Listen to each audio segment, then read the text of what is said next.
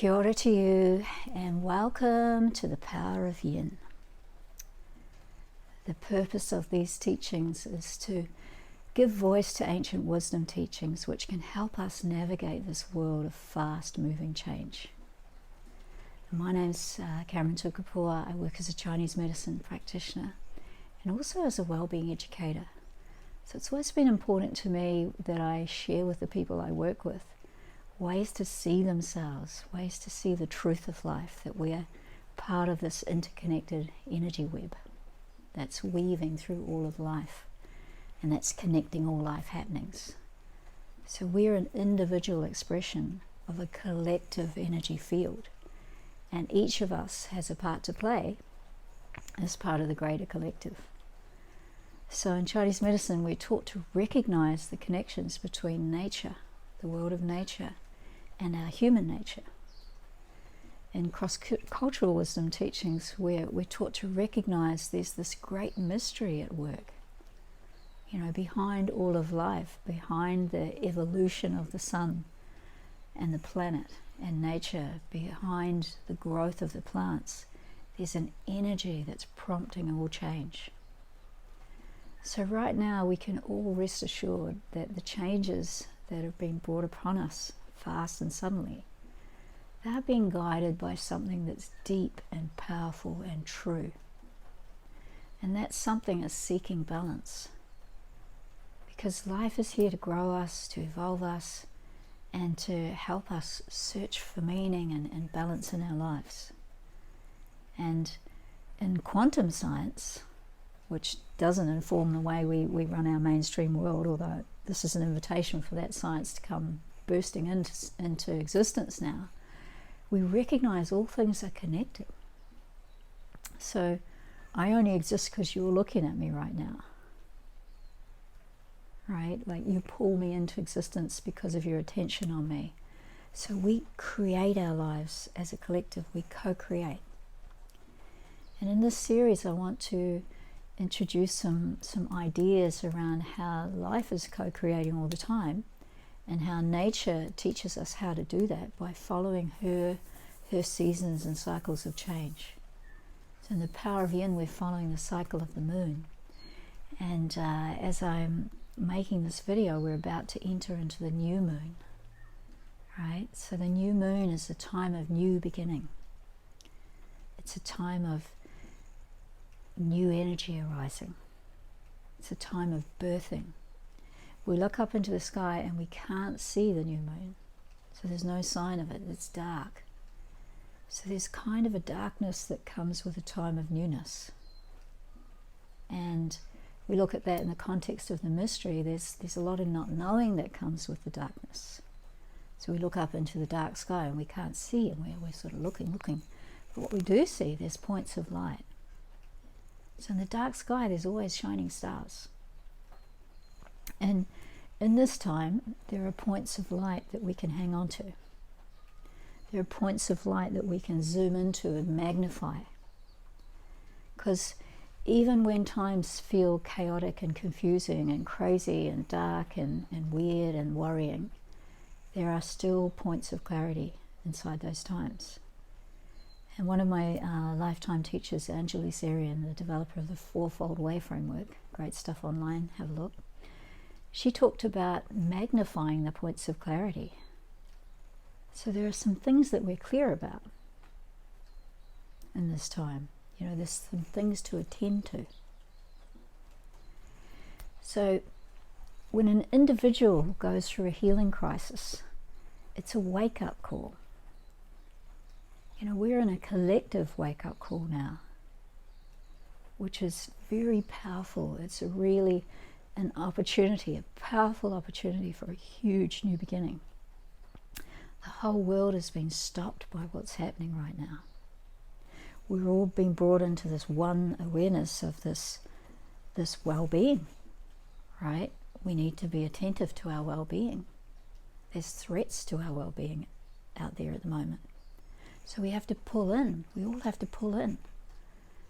That's the lesson of this time. That's what the new moon energy is about. It's about coming in. So if you're a person who's used to going out, this is going to be quite hard, Because if you're used to turning your attention to the outside world all the time and using that as your navigation system, to go inside is going to be much more challenging.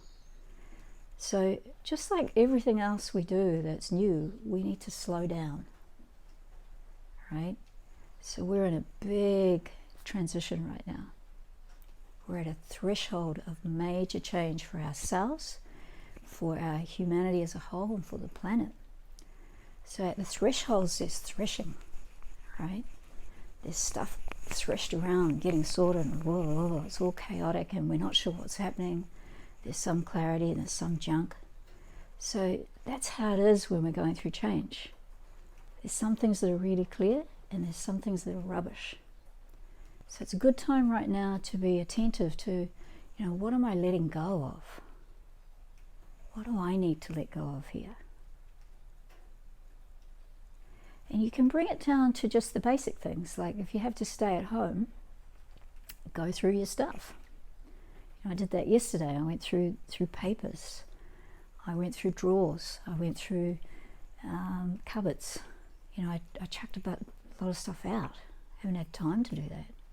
So I was able to just sort some stuff out, throw some rubbish out. It was really satisfying to get to the end of it and think, oh, okay, I've got all this stuff I can recycle. I've got the stuff I can give away. I've got this stuff that's no longer useful. And oh, wow, I didn't even know I had that. That's going to be really valuable. Found some stuff that I can make videos of, stuff I was teaching 10 years ago. They're really relevant to now. So letting go of what we no longer need and claiming what's really valuable is one of the practical ways that we can look at managing a time of change. So what are you letting go of right now? What are you needing to let go of in your home, in your relationships? What attitudes might you be needing to let go of? What old hanging-ons have you been sort of hung up by? It's just time to let it go. And in 2011, I was down in Christchurch when the big earthquakes came. And it was fascinating for me, like in the weeks that followed the first few rounds of earthquakes, people were just chucking stuff out. Like there was a lot of stuff going out to the recycling centres. There was a lot of stuff going to the people who really needed it. So people who had plenty were letting go. People who had nothing suddenly had stuff they needed. So for us to let go and give away, really, really important part of this time. And then to just be kind to ourselves, right? This is a dramatic time. This is a really unprecedented change. Like none of us who are, my age, around 60 or younger, have had to go through any big change, right? So we don't know how to do it. And just like anything that we don't know how to do, we slow down. Treat ourselves like a beginner. Just take baby steps. And, if we need help, ask for help.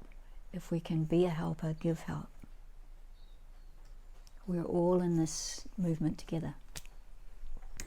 And instinctively we know what to do, right? We can think, because of the way we've been conditioned, that we should know everything. But that is a bit of a myth that's being exploded right now. We don't know what's happening here. We don't know where we're going, and we don't need to. All we need to know is the next few steps. The next step, the next step, the next step. It's like driving in the dark. We can't see all the way ahead with the car, but we can see 100 meters. That's all we need to know to get to that next point, and then the next phase of the road is introduced under the light. Same with this. And to just open up to this change as being a thing that's right. Doesn't matter if it seems disorganized right now. Doesn't matter if it seems chaotic. When I was, writing some notes, preparing to film this video, I was remembering a time how 1993 I went to Alaska to this gathering. It's called the Spiritual Unity of the Tribes. And I'd been living down in Hawaii. I was teaching in a summer school there. And this woman who lived in Alaska, came to the summer school, and she said, oh, you should come up to Alaska and come to this gathering with us. We go to it every year, and it's called Spiritual Unity of the Tribes, and there's all these indigenous people there, and it's really amazing. People come together and have all these, amazing experiences. And I was like, yeah, totally, I want to go to that. So I jumped on the plane, I flew to Anchorage, I went to stay with my friends for a couple of days. We got in the car, we drove, 8 or 9 hours up to the middle of Alaska, way up to this little village in the middle of nowhere called Tanacross. I was so excited, I was really pumped about what I was going to find there. We got to this place, and there was this, little stake in the ground with a piece of cardboard on it. And somebody had just written, welcome to the Spiritual Unity of the Tribes gathering. And I was like, what is this? Is this it? And it was just this bare paddock. There was hardly any people around. And then way over in the corner of the paddock, there was a fire pit. There was a fire pit, and there was these tall columns of, cut down tree trunks that were erected around this fire pit. And somebody was starting this fire. And I was in my head, I was just thinking, oh my God, what is this? Nothing's organized, nobody knows what's happening. There's no workshops, there's no there's no plan, there's no nothing, and I was really in a place of resistance around this. I'd come all this way to a spiritual unity gathering, So, I was in my head about what was happening and full of judgment. And so over the next day, 2 days, all the people started arriving, and gradually this organic sort of style of organization started to emerge as the people who had the thing they were going to make an offering to came, and they started showing up and offering it. But I couldn't see all that happening because I was still in my judgment that I'd made right at the beginning about what was wrong with this thing. No one was organizing it, there was no one in charge, it was Mickey Mouse, I was fully in my head about it. And then around about the 3rd day, so it was a 5 or 6 day gathering, there was 2 teepees set up, and there was a healing tent. So there was, one of the tents had this really good looking young guy, an indigenous American guy with long hair and, really lean and fit looking and healthy. And then there was another teepee that had this guy that was looked a bit rough looking and hadn't had a shave for a few days, and he had these army vet clothes on. He was pretty grubby, So I went over to these tents, to get some help, because I thought, I'm stuck here. And sure enough, I ended up with Mr. Grubby, right? So I go into this tent, lie down, and, this guy starts talking to me, and he starts talking to me about acupressure. I'm thinking, oh my God, here's this guy, he's going to give me some acupressure, doesn't he know I do acupuncture? I was just so full of myself, so full of ego and resistance and all the rest of it. So anyway, I lay down on this blanket, and he just said to me, I want you to invite all of the cells of your body to relax and cooperate with this healing. And the minute that I did that, just kaboom, like my whole energy shifted and changed. I immediately came into this feeling of, wow, harmony, beauty, ease, peace, happiness. Like all my energy was suddenly available to what was going on right around me, which was this incredible time of gathering and connecting. And I walked out of that teepee, I can remember going out of the thing. I pulled back the door and sort of went out, and suddenly I could see what was actually happening there. There were all these beautiful people sitting around little circles, having cups of tea, connecting, having time together, meeting face to face, heart to heart. And the organization had emerged out of the people coming together.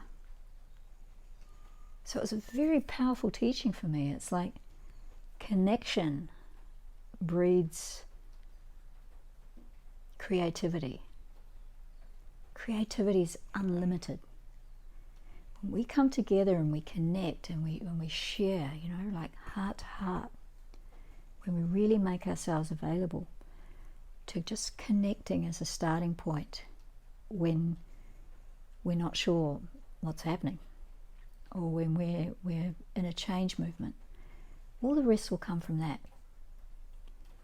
So take a look around you and look at who's there for you to connect to right now, who you're feeling drawn to, who's putting their hand out to you. Who can you put a hand out to? Who's someone in your neighborhood that you know is vulnerable and needy and worried? Who can you help? Because we can all help each other right now. We can all unite and see this time as a collective wake-up call and engage the healing potentials of this time. Because all major change comes about through sort of awakening first. And we're in this awakening phase right now. It can feel like a bad dream. It can feel a bit sudden, a bit shocking, scary, all those things. But if we just wake up and realize, hang on a minute, this is an organic change. We know that the way we're doing things wasn't sustainable before. We know there are problems. We know that we need to shift direction. We don't know how, and we don't need to right now, because the how will emerge out of the connection. So we come together and connect. How to manage this time will come through that. So if this helps you in any way, please pass it on. Please know that we can all help each other just by showing up and being a presence. Like when someone's worried, just hanging out with them is enough.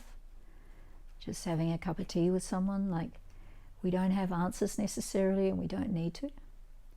Right now we're in the mystery, and just like walking in the dark, you just slow down and put your hand out and touch that bit and go, oh yeah, go to the next one, next one, next one. Thank you for joining this conversation. Great love to you, and I'll see you again on the full moon time. Aroha nui.